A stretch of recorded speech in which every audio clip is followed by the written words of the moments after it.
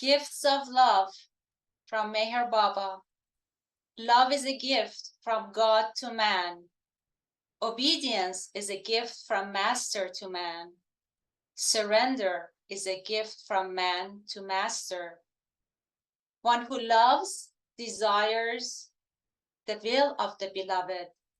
One who obeys does the will of the beloved.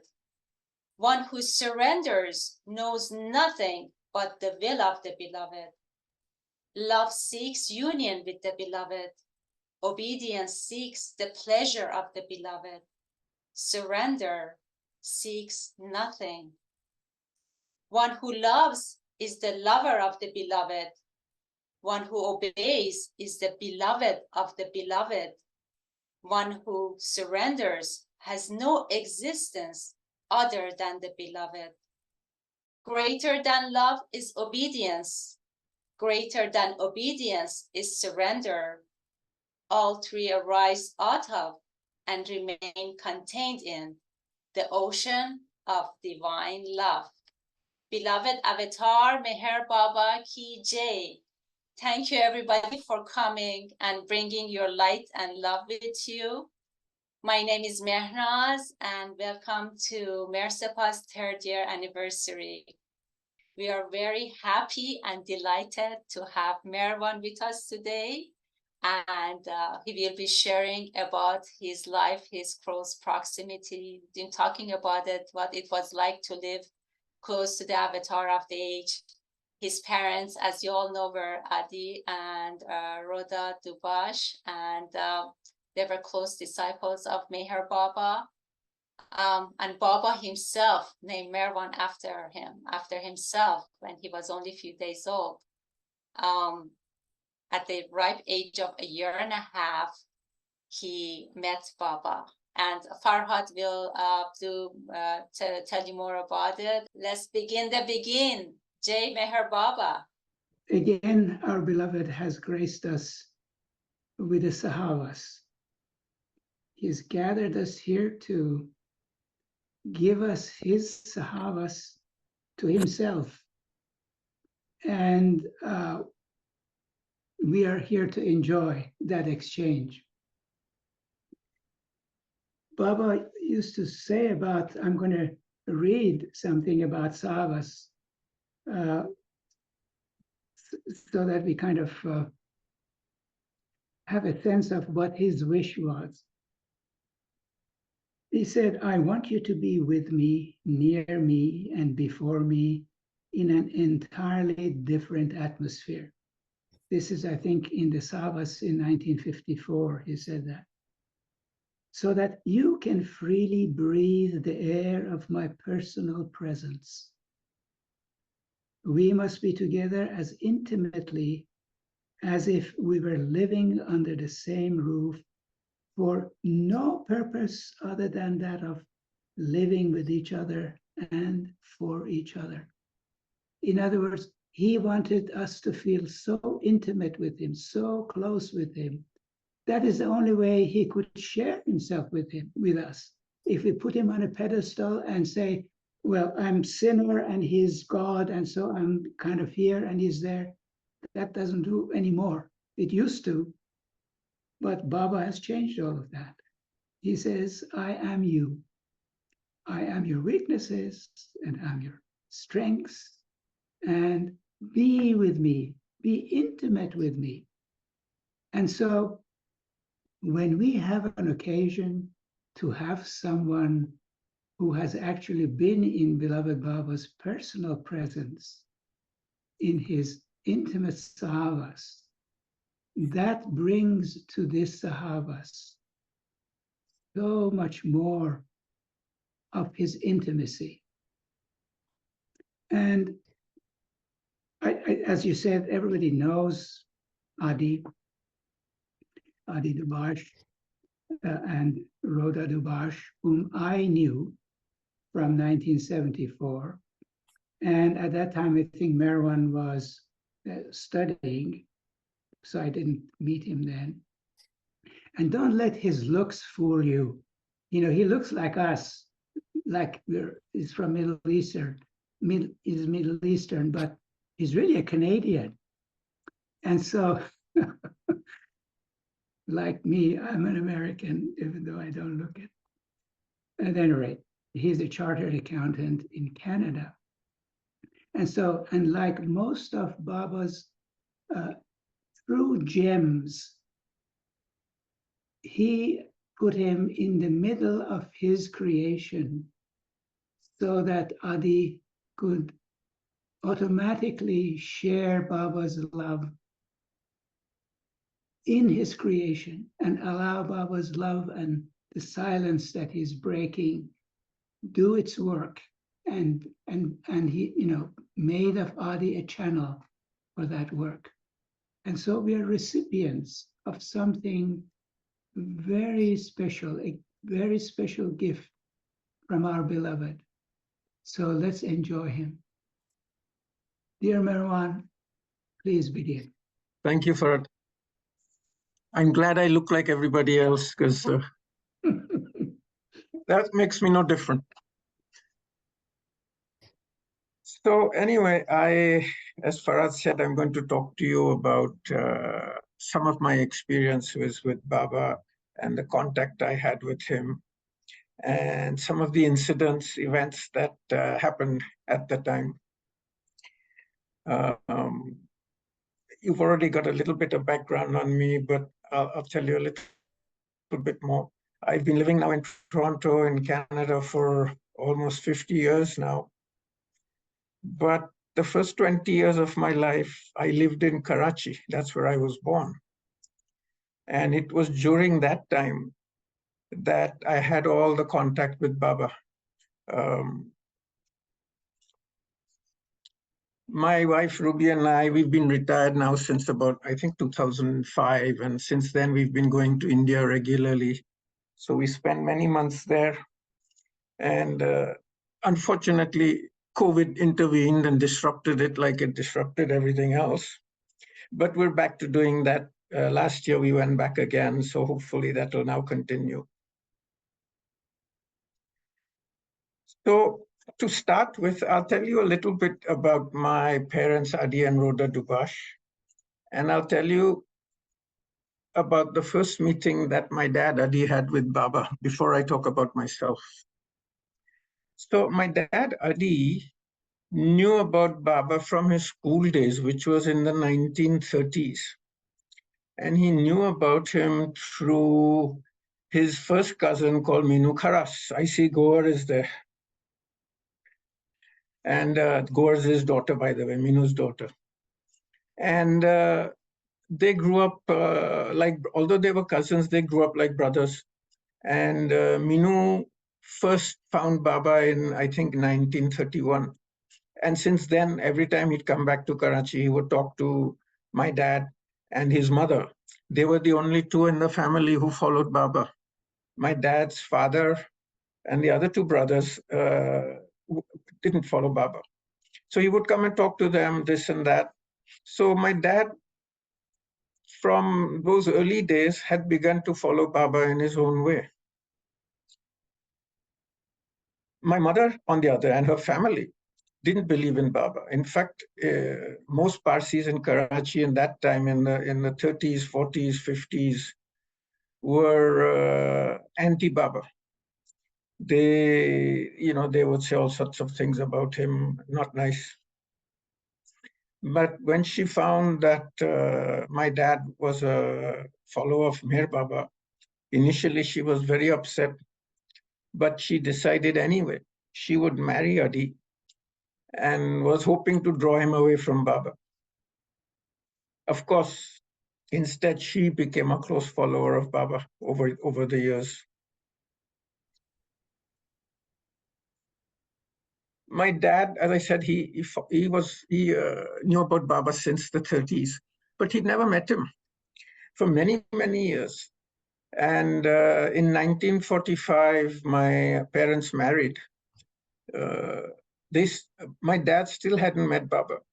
My mother, on the other hand, who was not a Baba lover, had the opportunity to meet Baba with her mother-in-law, my grandmother. So ironically, she met Baba first, and my dad, who'd been following him for many, many years, hadn't. So now in 1947, a circular came from Baba saying that Baba was going to have a darshan program in Madras. Madras is today called Chennai. Those days it was called Madras. In April 1947. And the darshan program was for 4 days. By the way, can you hear me properly? Yeah? Can you hear Yes, me properly? Yeah, Menas? Yeah? Okay. So yeah, the darshan program was in Madras in 1947 for 4 days. And the circular said that anyone who wants to see Baba can come to see him for 5 minutes. 5 minutes. So Minu, I think he hadn't seen Baba for some time. And he was very ardent Baba lover. And he said, I'm going to see Baba. I haven't seen him in a long time. So I'm going to go to Madras. So he tells my dad, he says, Adi, you've been following Baba for so many years and you've never seen him. Come on, come with me. This is a good opportunity. But my dad was a little reluctant because my mother was expecting me. She was carrying me at the time. And she was due in about a month's time in May. So he was a little reluctant to go away from her that time. But anyway, my mother and my grandmother talked him into it. And my mother said she was in perfect health, nothing would happen. And of course, in India and Pakistan, you know that there's extended family, so there's always many people around to care for you. So finally, they convinced him to go, so he went. So they got to Madras the day before Baba, and they took some rooms and stayed in the Theosophical Society there. The next day when Baba arrived, they went to the train station to meet him. And my dad said the first time he saw Baba was when Baba came out of the train compartment. So Minu met Baba and then he introduced my dad Adi to him. And Baba told them, now you come with me and for darshan, because he was going straight from the train station to a darshan program that was arranged in a place called Saidapet in Madras. So they went there. At the darshan program, they took Baba's darshan. And then afterwards, Baba said, now you stay for the rest of the program. And every day that I'm here, you come and visit me. So what was initially a 5-minute visit turned out to be a 5-day visit for my dad. So they saw Baba every day. There were programs, 2 and 3 programs in different places. They would go there. And on the last day, Baba called them and said they should check out of the rooms that they have and they should spend the last night with him and the Mandali. So they did that. And my father said he was sleeping in a room. He was sleeping right up against the wall. And he said on the other side of the wall was Baba's room. So Baba was sleeping there.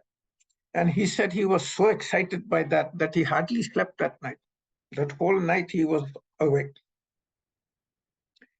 So the next morning, Baba and his party and Minu and my dad, they got on the same train. And they were on the train with Baba all the way till Pune, where Baba got off. And the 2 of them then continued to Mumbai. So that was quite a visit for him, a 5-minute visit turning into a 5-day one. And my dad used to say about that until he met Baba, he was very slowly crawling towards him in his own way. But after he met Baba, he said the crawl became a gallop and there was no stopping him. So now let me talk about my own experiences.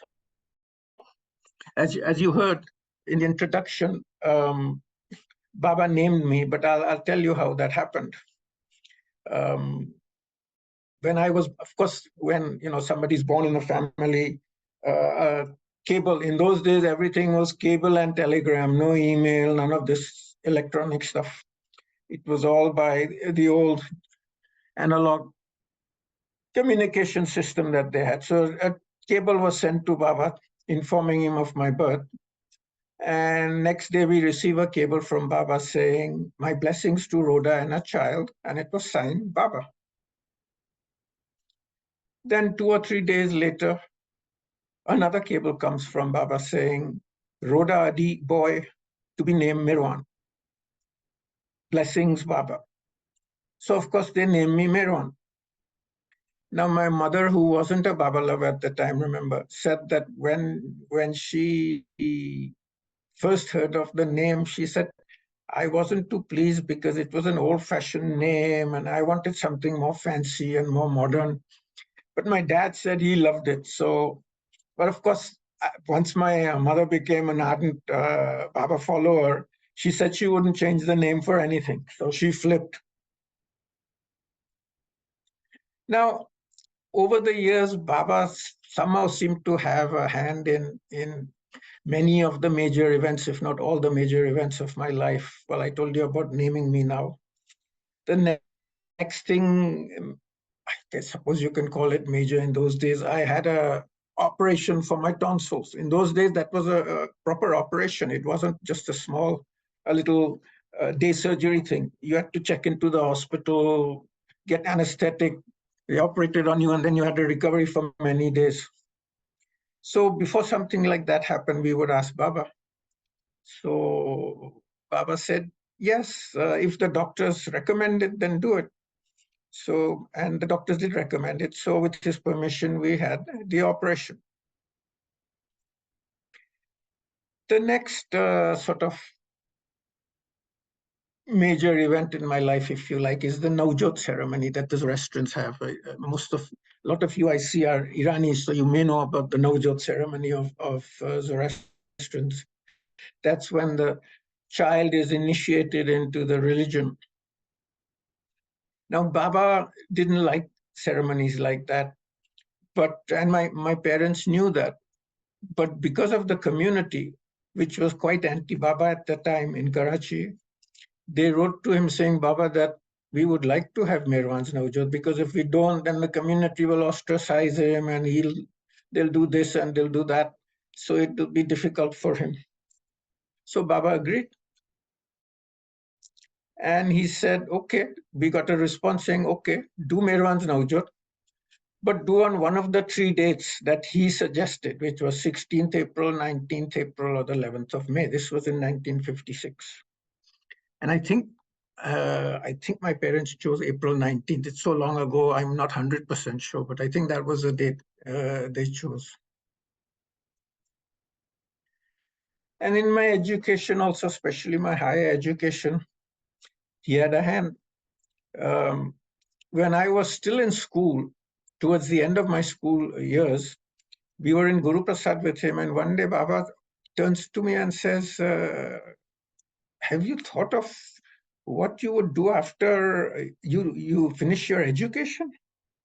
And for some reason, by then, I had already decided that I wanted to be a chartered accountant, or a CPA, as it's known here in North America. So he said, so where do you want to do it? I said, Baba, you first have to do your BCom, which I will do in Karachi, because I was still only in my teens then.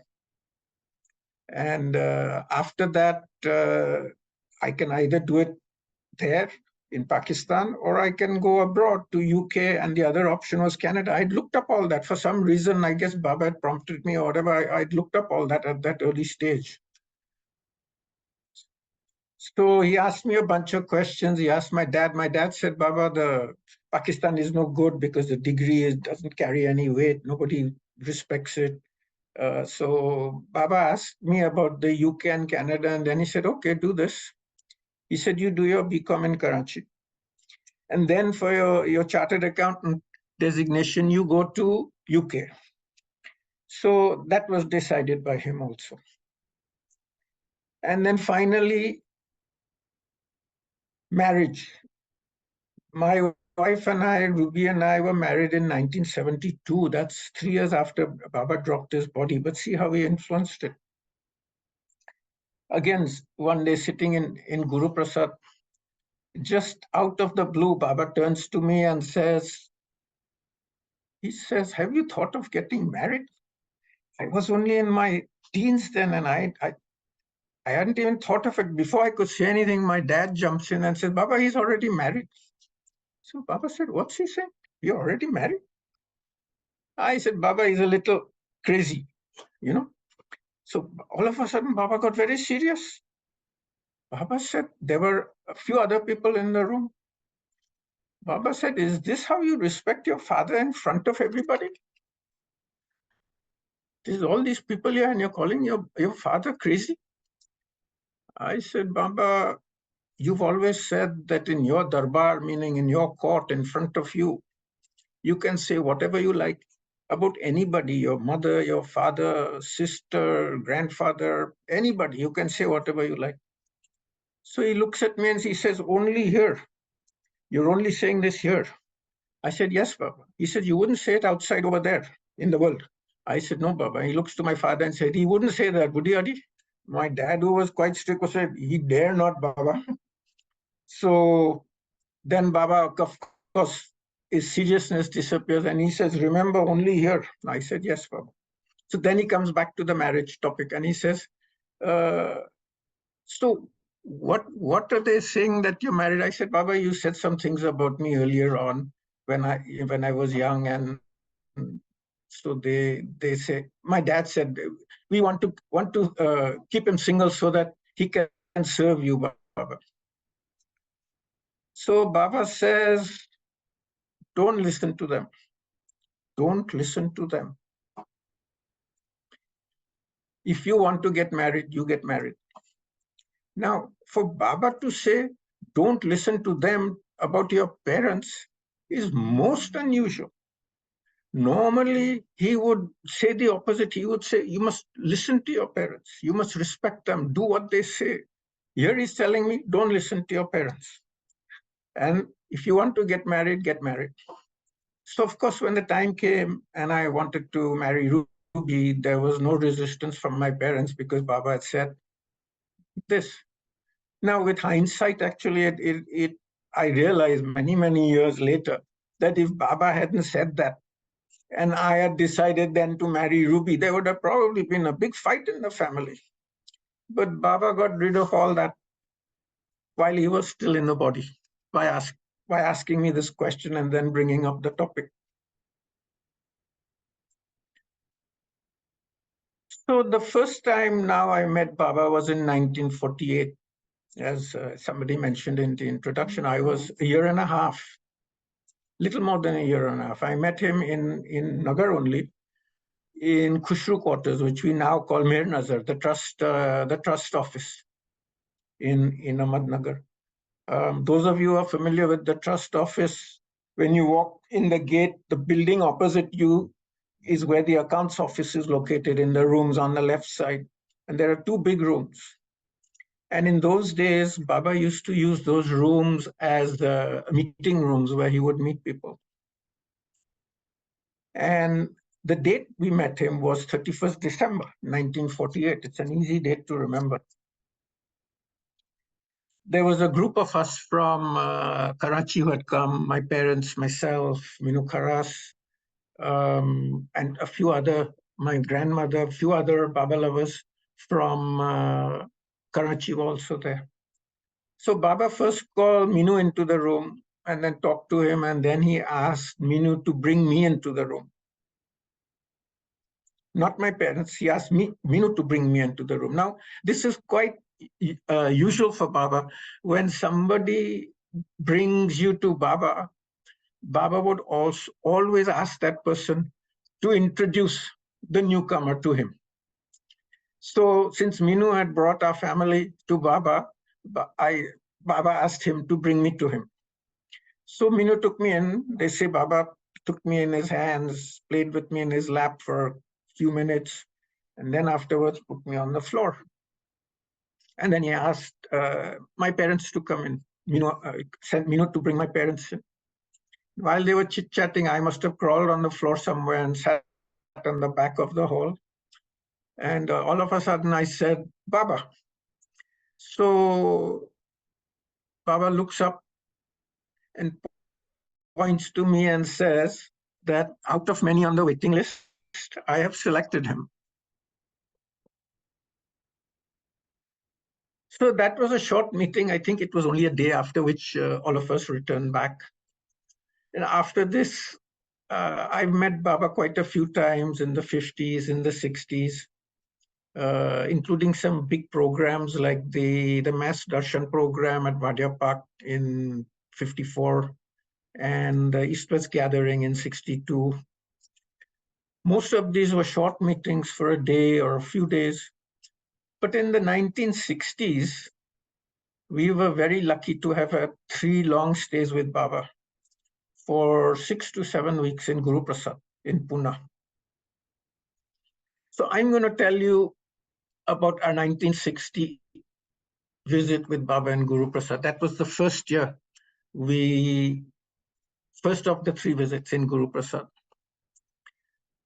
Now, again, in 1960, a circular had come out saying that Baba will be in Pune from April to June, which was now become his practice. In the summer months, he would leave Nagar and he would come to stay in Pune to avoid the severe heat in Nagar.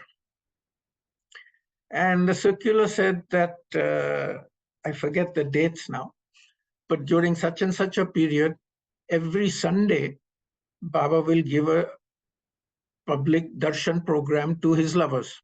So any Baba lover can come and visit those programs. And it was I think it may have been for 2 or 3 hours. Now, at the time we were there in 1960, the program was in the morning. It started at 10 o'clock.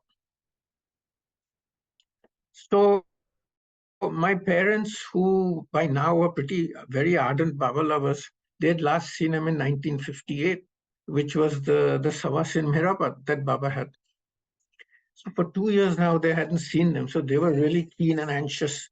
So they decided that we'll go for a month. At least we'll get to see Baba 4 times, every Sunday. We'll get to go and visit him and take his darshan. So we went. Now, when we normally would go to Baba, we would give him all our travel details, when we're coming, what flight we're coming, what train we're coming on. So then Baba knew everything. This was all through Erach, of course, correspondence through Erach. So we were, the darshan program was on the Sunday. We were arriving in Pune on the Saturday by Deccan Queen train, which runs even today. It comes into Pune around 8 in the evening. So we get down on the platform, we take our luggage down and everything on the platform, and now we're deciding what to do because we'd never been to Pune before. We knew we were going to Guruprasad. We knew we were booked into a hotel called Mobo's Hotel, but we didn't have a clue where any of these were because we'd never been to Pune before. So while we're doing this, all of a sudden, we hear somebody say, Adi, Adi, sort of loudly. We look around, see who is it? And it was Erach. Erach had come to meet us. Now, in those days, when Baba was at Guruprasad, Baba allowed Erach to go to his home in the evenings. His home, the Jasawala family home, was in Pune. It was called Bindra House. So Erach, after finishing his work in the evening in Guruprasad, 5, 6 o'clock, whatever it took, he would then go spend the evening with his family, have dinner with them, sleep there. And then early morning, he would come back to Guruprasad before Baba came to the men's side.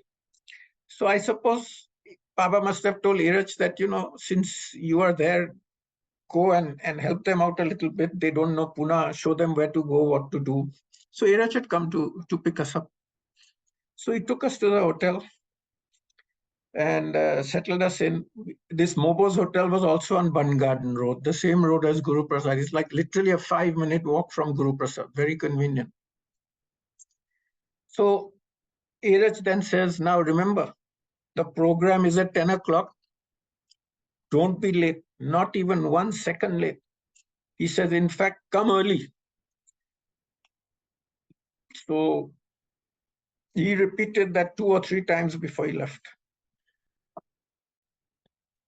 So next morning, we went to Guruprasad. We got there about 9:30.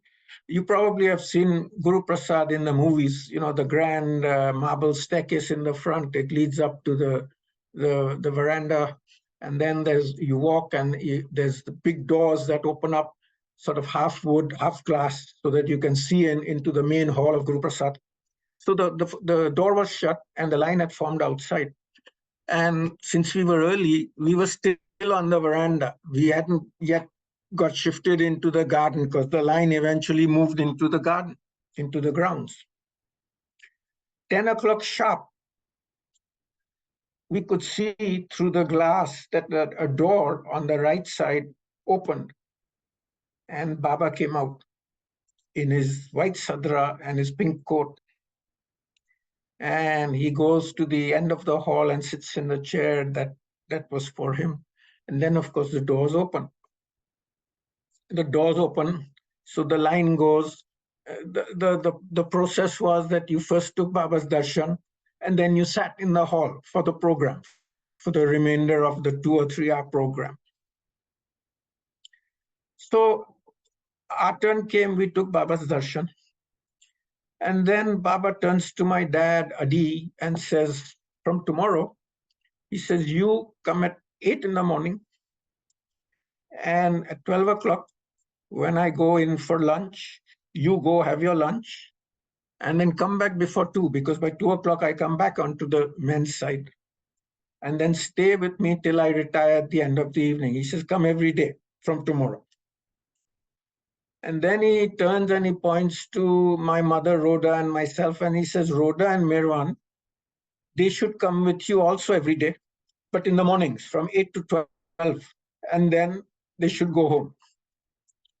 So just like in Madras, all of a sudden, what we expected, a 1 hour visit once a week, Baba made into a daily visit, just like that, every day for hours.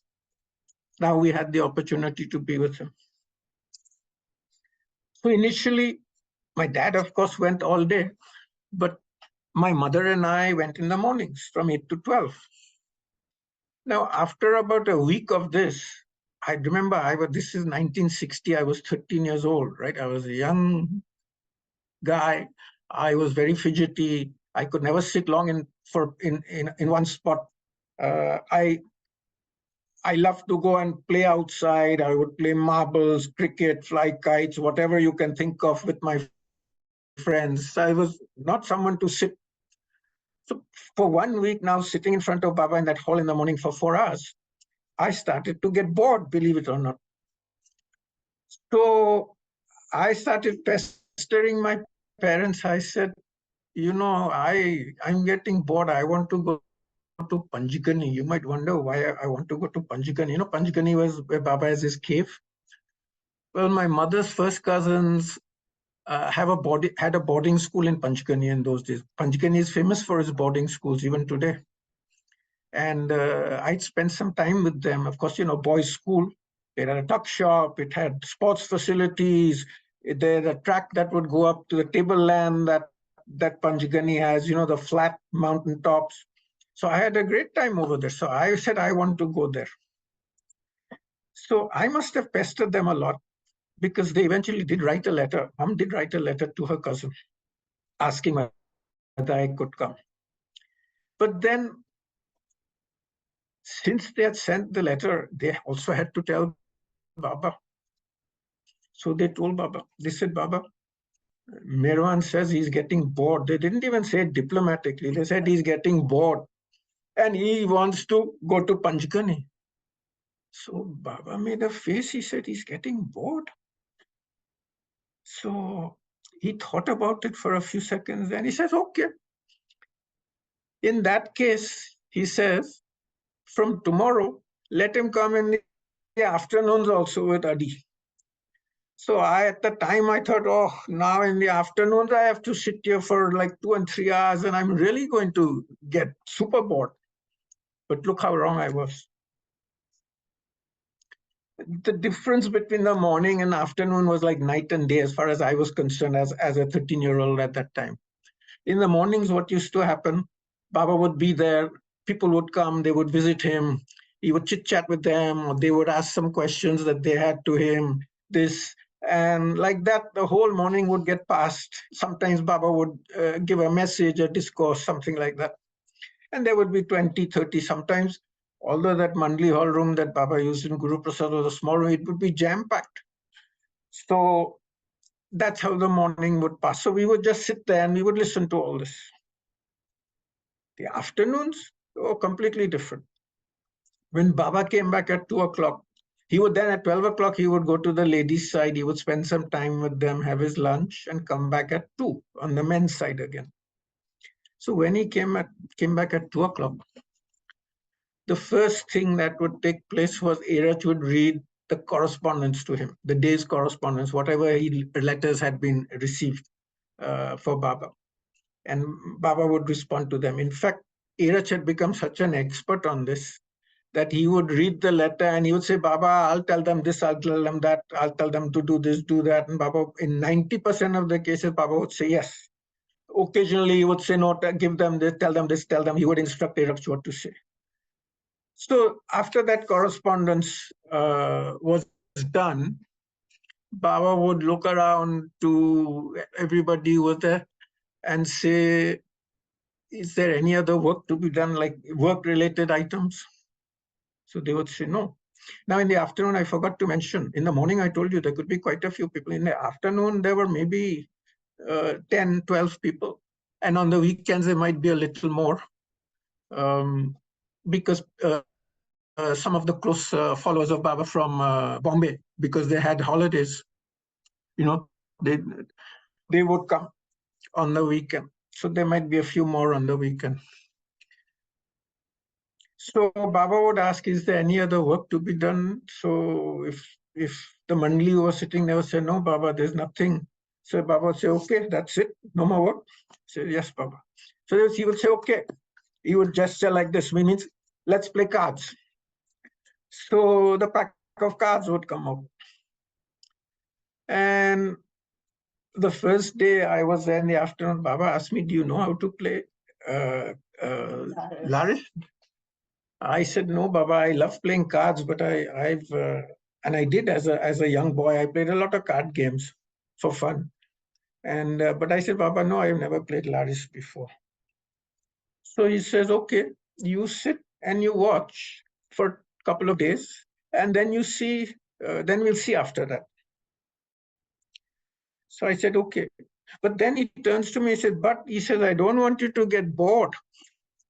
He says, so after the game finishes, when the players throw the cards on the floor, you pick them up, you shuffle. He says, you know how to shuffle? I said, yes, Papa, I know how to shuffle. He says, you shuffle them and then you deal them out. So I did that for a few days. I mean, when you dealt the cards, the first cards you gave were to Baba, of course, and then to the rest. So I did that for a couple of days. And then after 2 or 3 days, Baba says, so now you've seen this, can you play? I said, yes, Baba, I can play. It was Baba's Laris game was a very simple game. It was a game based, for those who know anything about card games, it's based on, it's a no trumps or trump, like that. So now, how did Baba's Laris game get played? Like I said, there were maybe 10 people in the afternoon. So normally when you hear of card games being played, there's like 2, 4, 3, 5 people play, not 10 or 15 or 20 people. So there were 2 teams. Baba's team. So every alternate person from Baba, we would sit in a circle around Baba, and every alternate person from Baba would be on his team. And the others are the opposite team. So if there were 10 people, there were 5 in Baba's team, 5 in the other. Sometimes on the weekend, there would be 20 people. So there would be 20 people playing in this game, 10 on each team. And it was, let me put it this way, there were 3 versions of Laris that were played with Baba.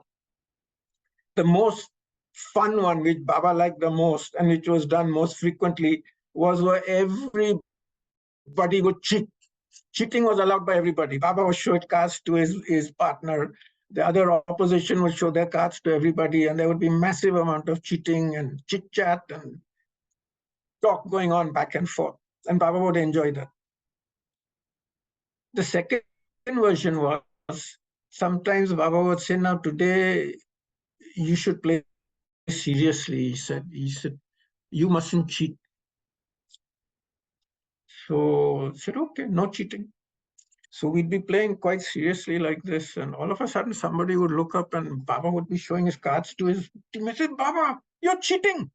So he said, Baba says, yes, I'm cheating. I told you not to cheat, but I can cheat. He said, I didn't say I won't cheat. So Baba was cheating. And the third version, which happened very infrequently, but it did happen off and on. Baba would say, now today nobody is going to cheat. We're going to play seriously. He says, even I won't cheat. So it was like that.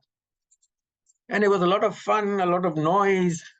And Baba enjoyed it a lot. The whole purpose of this was, Baba used to say, it relieves my universal burden a little bit by playing this.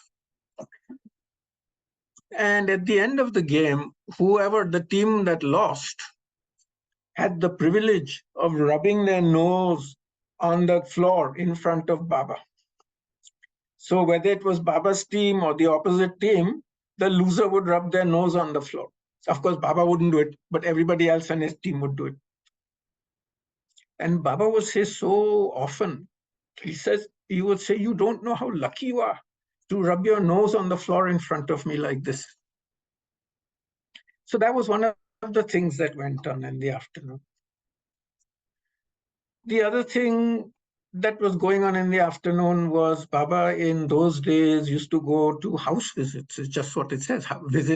Visit houses of his close lovers in Pune. Baba told them that when I'm in Guruprasad, I will come, if you invite me, I will come to your house at tea for 3 o'clock. And of course, many of them invited him. So we would go to these house visits. Now, of course, Baba's coming to your house for tea. So the best spread you can lay on is there, right? It's like sweet, sour, savory, spicy, anything you want is over there on the table. And of course, tea, because it's afternoon, it's 3 o'clock. So we would go, and those of us who were there in the afternoon, Baba would take us. Not necessarily all the time, because the limiting factor was transport. Sometimes there were only 2 cars available to go.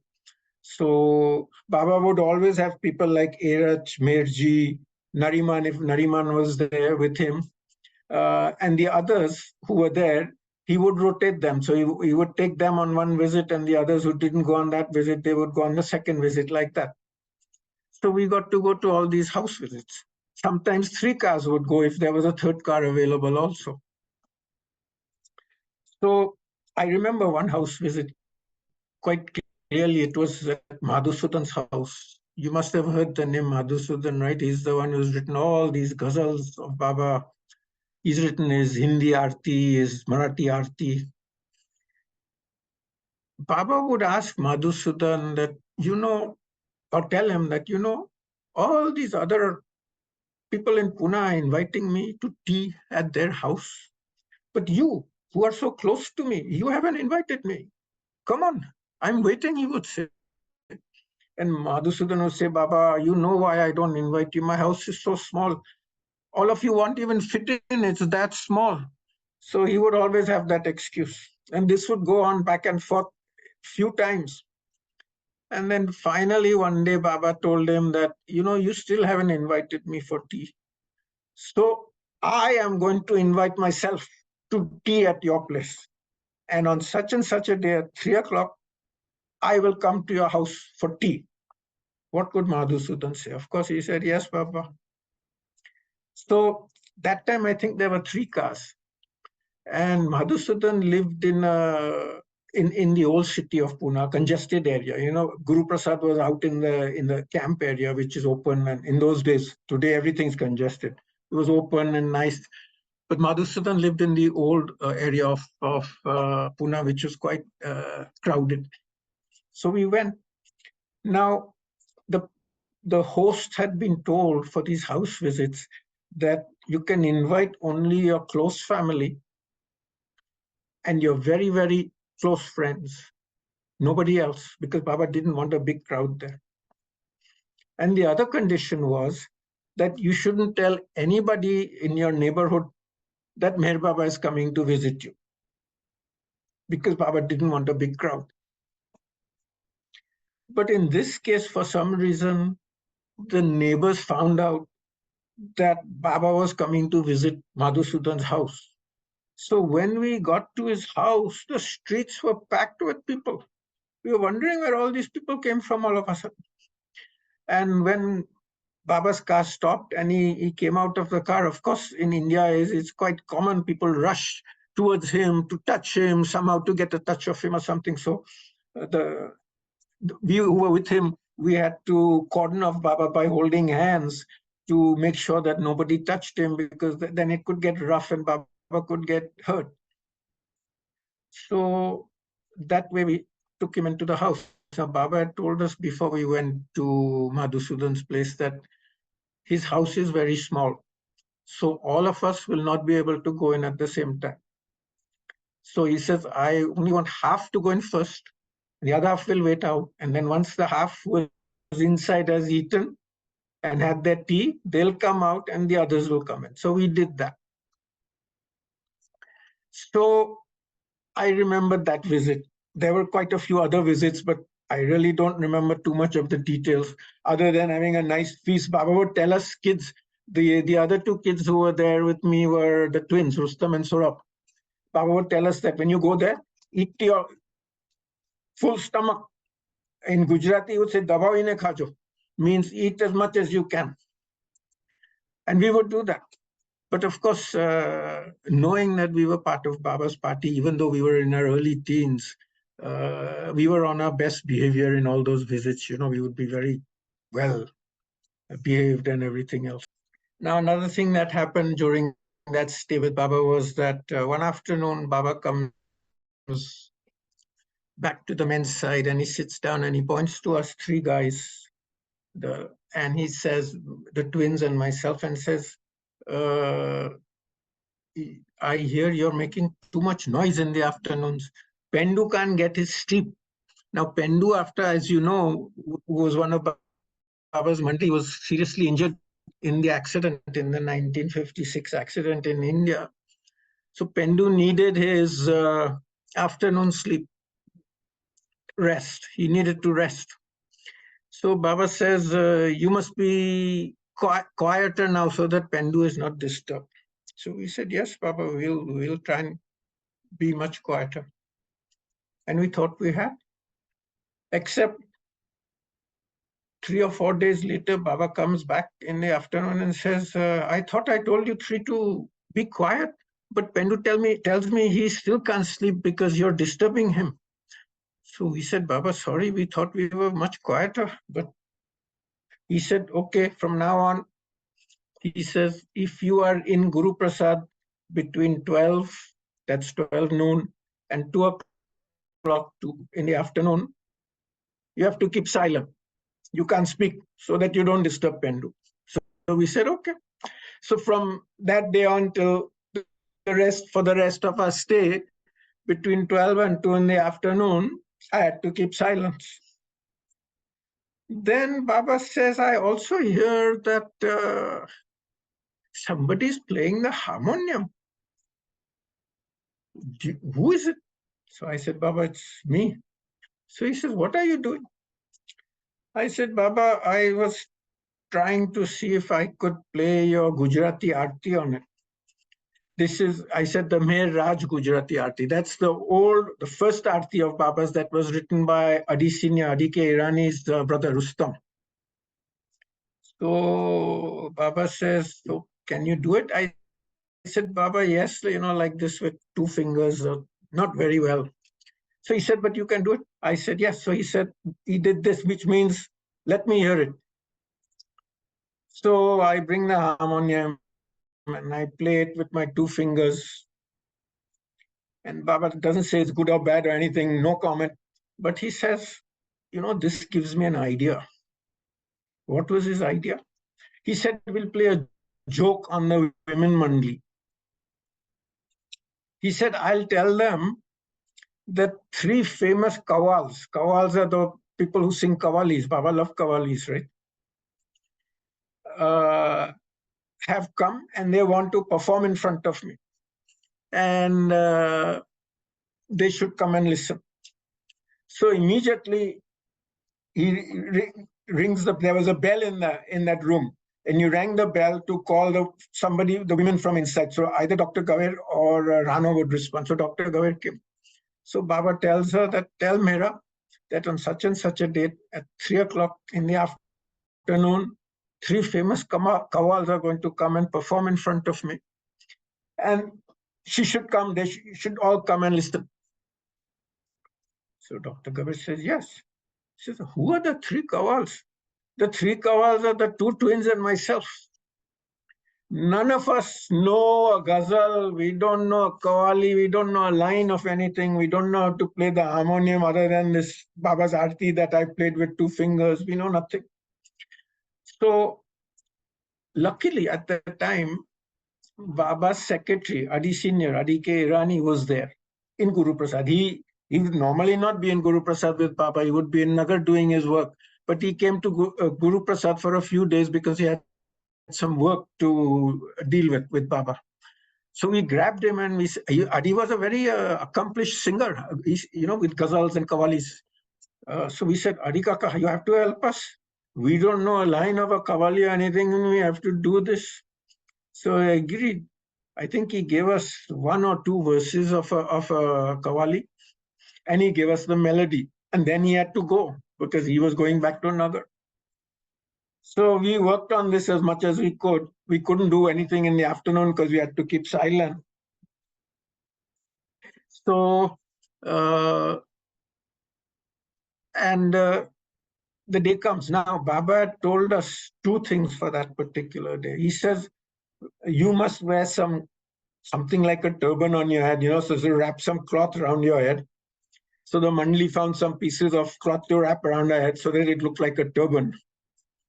And he said, the other thing you must do, and for this I have to set the stage so you understand how it is. If I'm sitting here, right, the entrance to Mandali Hall for all of us is on the right. And when the women Mandali would come and listen to a program, they would sit behind the door, which was on Baba's left, the door going into the main hall and then into the women's side. So when Baba would call them to listen to a program, they would come and sit behind that door because remember, Mehera was with them and Mehera wasn't allowed to see men or men weren't allowed to see her at that time. And the door had wooden slats. So the wooden slats would be opened so that the women could see in and they could hear everything, but the men couldn't see them. So Baba said that when you come in, you'll be facing the women directly. So you mustn't look straight at me. When you come in, turn your head like this, he said. Turn your head away from me so that the women can't see you. Otherwise, they'll know immediately who you are. So we said, yes, Papa. So now, every day after that, Baba would call Dr. Gaver and say, now, remember, remind Mehera that on such and such a day, this qawwali program is going and you should be there at 3 o'clock. And Dr. Gaver would say, yes, Baba, yes, Baba. After 3 or 4 days like this, Dr. Gaver said, Baba, how many times are you going to tell us this? I tell you, I've told Mehera every day we know. The Baba said, tell her. So she would think she would have to go and tell Mehera again. So the day came. And of course, few minutes before 3, the women had come and sat behind the door. And from the back, Dr. Gaver knocks on the door and says, Baba, we are here. So Baba says, all right. So this was all set up, of course, right? 3 o'clock, Aloba comes running into the room and says, Baba, those qawwals have come, the qawwals have come. So Baba said, come on, bring them. Why are you keeping them waiting? Bring them in right away. So Aloba gives us the signal. We're standing outside with this piece of cloth wrapped around our head and everything. So we go in, and of course, as Baba instructed us, we had to join our hands and, bow our head to him. But we joined our hands and we looked this way and bowed our head to him because Baba didn't want the women to see us. And then we sat on the right of Baba. The women are there. So between us and Baba, the women. So women didn't have a very clear view of us. And then, of course, people when the singers come and they perform, they warm up. So you run your fingers over the keyboard of the harmonium and all that sort of stuff, and then you go, and you warm up with all that. We did all that natak, we already did all that show, and then we sang the two verses or two lines that Adi Senior gave us, and then we abruptly stopped. And Baba said, "What? Finished?" We said, "Yes, Baba, we don't know anymore. That's it, finished. That's all that Adi Senior taught us." So Baba said, "Okay." And then he looks towards the women's side and he says, "Did you like it like this?" Baba makes this sound. He said, "Did you like it?" to the women like that. So next morning, Mani came to the men's side to talk to Iraj about something. And she was telling us that, we were really taken in by this joke of Baba's. We thought that some famous Kamals were coming. And she said the only thing was that normally when Baba tells us somebody's coming, he gives us their names or the names of the group or something like that. In this case, he only said 3 Kawals. He didn't give us the names. So we wondered why he didn't give us the names. But then she said, as soon as you fellows started to warm up, we knew that Baba had taken us for a joke. We could tell immediately that was it. So, things like that would happen in the afternoons. I was so taken by all that. Of course, this was all Baba's doing, that I forgot all about going to Panchgani. I never even asked my parents again whether they'd written or not, or whether they got a response from the letter or anything like that. I forgot all about that. And my parents would say that in 1960 was the year when Baba really grabbed me. And I was fully taken by him. And they're probably right, because after that, if Baba was there and anybody had told me, "Come on, we're going to do this, we're going to that," I would have said, "You get lost, I'm staying with Baba." I would have never gone anywhere from him. Now, another incident happened that year. By now our month was over. We were going to stay in Pune for a month, and we were staying in a hotel. My father didn't have enough money at that time. So when we were getting close to the month, his money was running up. But because we had such a unique opportunity to be with Baba, and not knowing whether this would happen again or not, they decided that they'd try and stay for a couple of weeks more if they could. So they tried to find accommodation with friends or things like that. Minu Kharas's brother lived in Pune. We were trying to see if we could stay with them. The brother was a little eccentric. His wife was very good. She wanted us to come and stay, but the brother was a little reluctant. So this negotiation back and forth was going on. And Baba would keep asking my dad, "What's happening? Did they say okay? What's going on?" So finally, my dad said, "Baba, I only have money now for 2 more days. And if we don't find out in 2 days, then we have to leave."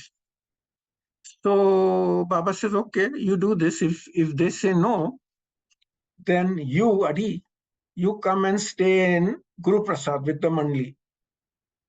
And Rhoda and Merwan can go and stay at Binder House, which is Jassawala, Irach's house, Irach's family house." But then on the last day, Minu's brother, Idal, said yes. So we got to stay with them, and my dad didn't get to stay in Guruprasad. So we spent another 2 weeks there. Now, they lived in an area which was quite congested, which is behind Babajan's Dargah. Those of you who know Pune know where Babajan's Dargah is, in the area behind that, which is quite a congested area. And there were 3 of us. So because my dad didn't have money, we couldn't even afford to come in 2 rickshaws. In those days, rickshaws were very strict. They would only take 2 people, not like today, 5 and 6 people in a rickshaw. So we would have to hire 2 rickshaws to come to Guruprasad. So we decided to hire bicycles. You could get a bicycle for 1 or 2 rupees for the whole day, cheap. rental. So 3 of us would ride to Guruprasad. So in the afternoon, one day after lunch, just my dad and I were going back. And in one of these side streets, crowded, lot of people, a car came at quite high speed with the horn constantly blowing and everybody scattering in front of them. And my dad moved over to the left and I moved over to the right. Now remember, in India, you drive on the left. So when I moved over to the right, I moved across the path of the car. And the car must have missed me by inches. So of course, when something like that happens, you stop to compose yourself a little bit. And in India, which is typical of India, a crowd gathers around you. And they were saying all sorts of things. And I distinctly remember one old man said, he said in Hindi, "Jao, jao, Bhagwan ne bachaya." What he said was, go, go, go now, God has saved you. Of course, my dad, who was quite hot-tempered in those days, he gave me a firing. He, gone on the right side, you could have got killed, this, that, and the other. Anyway, we got to Guruprasad. And we parked up bikes outside like we normally do, got up the steps, took off our shoes. By then, Baba was in Mandali Hall because we were a little late because of this. We put our foot in Mandali Hall. And Baba turns to my dad and says, "How does Merwan ride his bicycle?" This was Baba's sign for the bicycle. And my dad says, "Oh, Baba, just coming here just now, we almost had a major accident. He rides rashly, he's fast, he's this, he's that." So Baba got very serious. He wasn't very angry or anything, but he was very serious and annoyed, you could tell. And he looks at me and he says, "Don't you think I have anything better to do than to keep my nazar on you?" I, of course, didn't say anything. I just stood in front of him with my head down. So he says, "Okay, from now, your bicycling here stops." This was Baba signed for stop, like that, stop. So I said, "Okay, Baba." I sat down. And then, of course, whatever we played cards or whatever in the afternoon. 3 o'clock in the afternoon was tea time, when Alaba would prepare hot, piping hot tea. And even though Baba was in the room, Baba would say, "Now go and have your tea." So we would all go and for tea. But because Baba was in the room, we all wanted to come back as fast as we could. So we would take our tea, it piping hot, and in India it takes ages for it to cool down. So we would pour it in the saucer, blow on it as hard as we can to cool it down, and try and drink it as fast as we can and come back. So at tea time, I told my dad, I said, "Dad, Baba said not to ride the bike, but we have to take it back. How will we take it back?" So we asked Iraj. So Iraj said, I'll ask Baba when we get a chance." So when we go back into Mandi Hall, Iraj says, "Baba, Adi and Merwan are saying that you told Merwan not to ride the bicycle, but they have to return the bicycle." So Baba said, "Okay, you can return it. But remember," he said, "from tomorrow, your bicycling here stops." And that was that. So till today, I can't ride a bicycle in India. Even if in Meherabad, it's very convenient, actually, it would have been to ride a bicycle.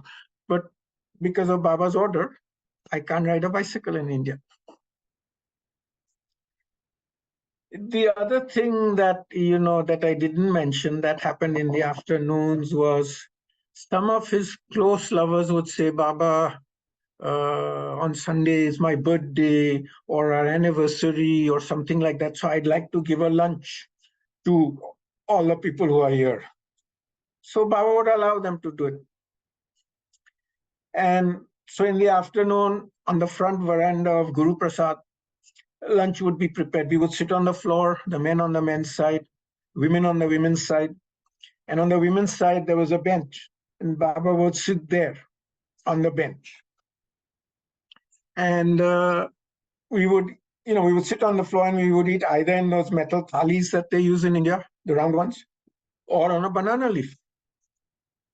And from time to time, when the people serving the food would come, Baba would come with them and he would serve us.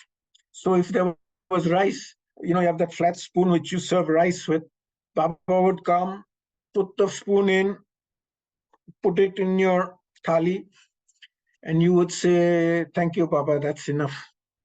You said, "That's enough? Bas? No, you don't want any more?" "No, Baba, that's enough." Then he would fill another one and put it in your other. "Hey, Baba, what are you doing? How am I going to eat all this now? It's double the amount I want." He says, "Remember, you mustn't waste even one grain. You have to eat it all." So he wouldn't do this all the time, but he would do it often to people. And he did it to me also once or twice. You would have your stomach full like this with eating all this extra food that Baba put on your plate. So, and then sometimes in the afternoon, instead of giving lunch, somebody would give an ice cream treat. So ice cream would be served there in Guruprasad. And this was, May, June, even April is mango season in India. So his lovers would send crates of mangoes to Baba and Guruprasad. If you went into one of the rooms where they were stored, there would be crates and crates all piled up. And Baba would say, "What am I going to do with all this?" So frequently he would say, "Come on, today we'll have mangoes." So we would all go out into the little kitchenette type room where we ate our food. And Baba would sit on a stool. And then from the crate, he would take a mango and he would give it to us and we would eat mangoes. So all this stuff would happen, in the afternoons. So it was quite an experience, that first experience with him. Now, so that's about the end of my talk. All I will say is that at the end of the stay at Guruprasad, Baba, when he left Pune, he would always stop at Ban Garden under Baba Jan's tree. So he did that. And, quite a few hundreds of people would come to see him off on that last day. This would be early morning, probably around 7, if I remember correctly, 7:30. But there would be hundreds of people come to see him off. And so that's the story of my 1960 stay with Baba. I think I'm done my Mirnas. Thank you so much, Merwan, for sharing all these beautiful memories. It just makes us feel like we were there with you, as you were you were talking about it. And we would, also like if anybody would like to ask Merwan any question or you have a comment, please raise your hand or just open your mic. Farhad, please go ahead. Jai Baba. Yeah, I just want to welcome Gohar. I noticed that I met her in Noshirwan's 50th anniversary of his glow, and she shared some stories. Her book was just about to come out, and of course, her father is one of those giants in Baba's love. And if anybody has not read that book, I highly recommend it. Gohar put it together based on her father's memoirs. But going back to Merwan, gosh, you really won in this life, didn't you? My goodness, what a sweet set of stories you shared with us. And of course, the reality of your experience must have been ever so much sweeter. Thank you so much. We were so fortunate Baba gave us that opportunity. Yeah. And we are fortunate that you're sharing it with us. Yes, and very much so. Oh, you're most welcome. I have a question for you, Merwan. Of course, you lived close to Baba, close proximity, all your family, and you knew Baba is God in human form. I just want to ask you, was there a moment that Baba showed you a glimpse of his divinity? No, never. But you knew in your heart, you felt it. This is the God. Yeah, over time, as a child, you hear this, and you hear this as you're growing up, and you sort of, I don't know if you take it seriously, but of course, after you grow up, when you become an adult. Yeah, definitely. Wow, wow, what a beautiful, beautiful memories. Thank you so much. Thank you everybody for coming and celebrating this special occasion. We are here today announcing MeherSepas's Meher Baba podcast. We're gonna start with Meher Baba Calling. And over the years, I watched lots of Baba lovers, including myself. We always refer to this beautiful book right here. It's Baba's Discourses, and each one of them contains so much of Baba's love and his messages of love. And here we have it all, and it's about 99 segments, episodes, and you can listen to it on all major podcasts, Apple, Stitcher, Amazon, Google, Pandora, all of those all carry Baba's message of love. And it was through the collaboration and love of many Baba's dearest that this project became possible. And here we are, we want to share it with you, and just want to ask you to spread, this is our chance to spread Baba's message of love to the world by listening to it, by sharing with others, and if possible, you like it, give it high ratings so it goes far and wide, it reaches everybody. And this is just a start. So we're going to begin, and you can find it also on MeherSepas's website, and we're gonna continue with this journey, and hope you share it with us too.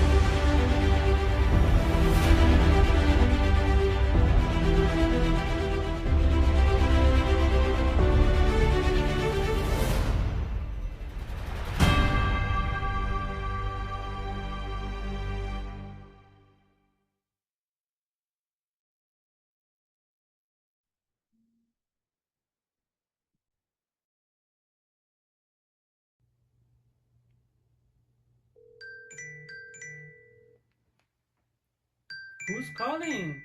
I don't know. Let me see. It's Meher Baba calling. Meher Baba is calling.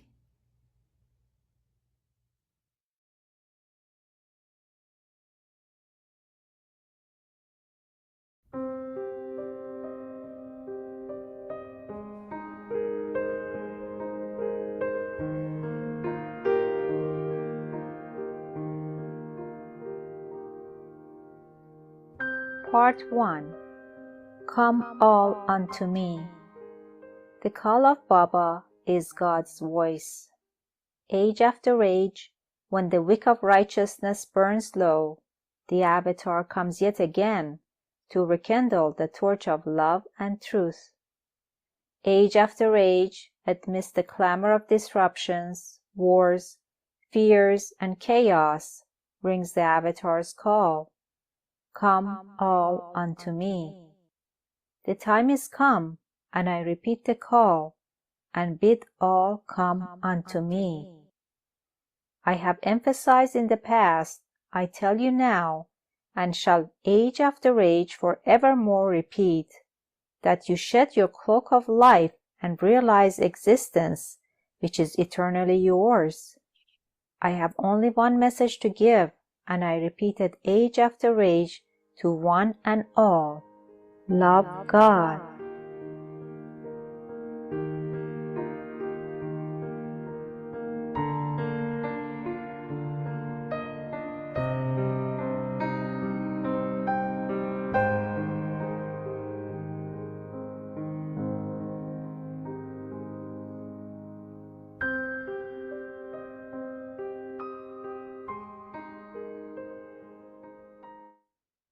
Jai Baba, Jai Baba. We hope you enjoyed it. Also, another thing I would like to share is our digital website on MeherSepas.com that now it's been updated and contains over 50 digital books, both in Persian and English, which you will find, and you can, download, read, and, but I'll also share it with others. This is the way to, other people get to know about Baba.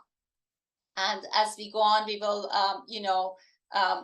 just tell you more about it. Those who are interested, please subscribe to MeherSepas.com, and we'll be sending out also information. You guys, everybody has been asking for videos of MeherSepas meetings, and we're going to start with the Voices of Truth, which was done last year about Baba's Paramashram boys. And with that being said, we thank you for listening and tuning in and being here today.